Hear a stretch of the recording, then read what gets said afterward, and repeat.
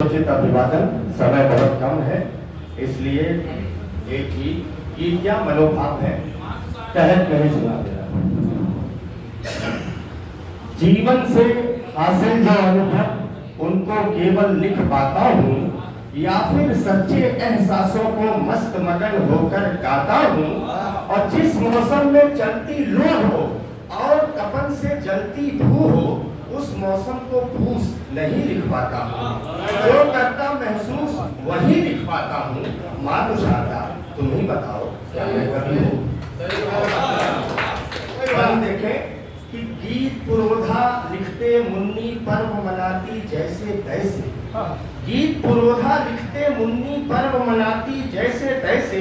गुझिया रंग फुलझड़ी दीपक लाए वह कैसे बिन पैसे।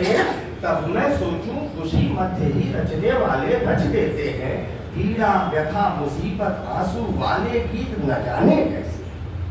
तो फैला हो उत्सव उमंग जब और मौज में दिखते हो सब, तब कुछ भी मनहूस नहीं लिख पाता हूँ। जो करता महसूस वही लिख पाता हूँ। मातुशाता तुम ही बताओ क्या मैं कवि हूँ? गीत का दूसरा अंत कुछ इशारों में कहा है, समझ लीजिएगा आप कि मेरे अपने कहते मुझसे सीखो थोड़ी दुनियादारी। मेरे अपने कहते मुझसे सीखो थोड़ी दुनियादारी। उसकी महिमा तुम भी गाओ जिसकी गाती दुनिया सारी। मेरे अपने कहते मुझसे सीखो थोड़ी दुनियादारी।